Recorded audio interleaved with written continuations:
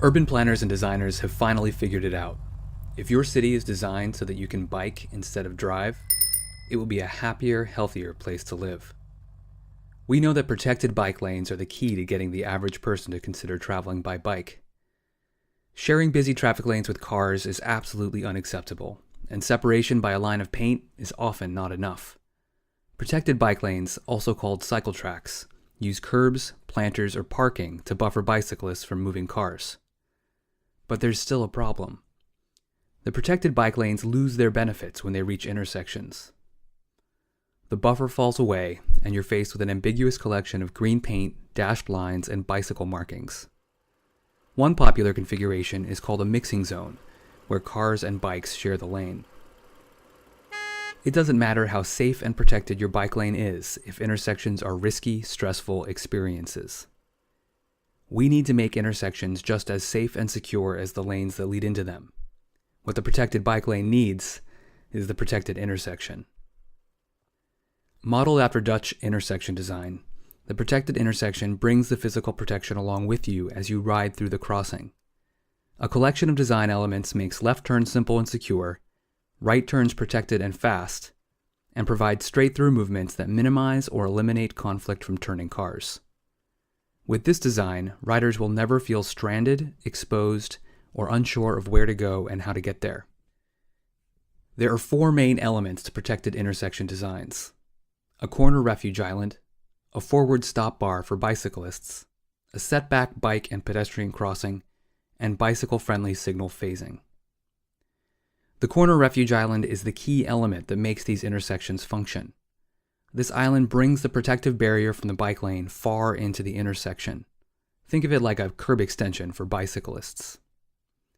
The island physically separates bicyclists as they make right turns, and provides a secure refuge for those waiting at a red signal protected from moving cars. Paired with the corner refuge island is a forward stop bar for bicyclists. While people driving must stop back behind the crosswalk, people on bikes may yield to pedestrians and stop at a waiting area farther ahead in the intersection. Bicyclists turning left also use this space to wait when making a left turn. The advantage of this design is threefold.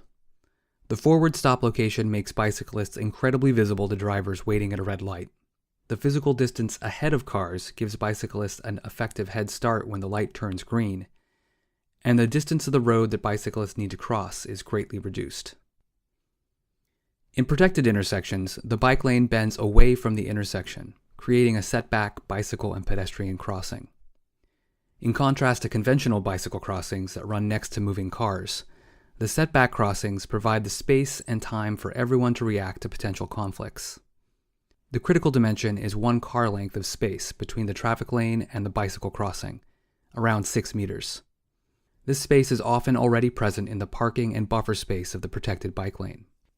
With this design, drivers turn 90 degrees to face the bike lane before they even cross it, making people on bikes highly visible and out of the driver's blind spot.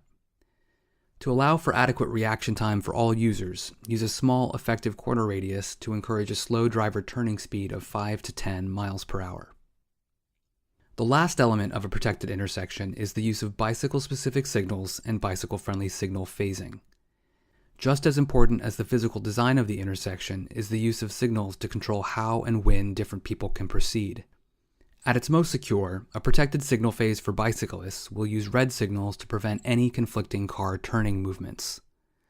There is no risk of right or left hooks from cars when they are prohibited from turning while bicyclists are traveling through.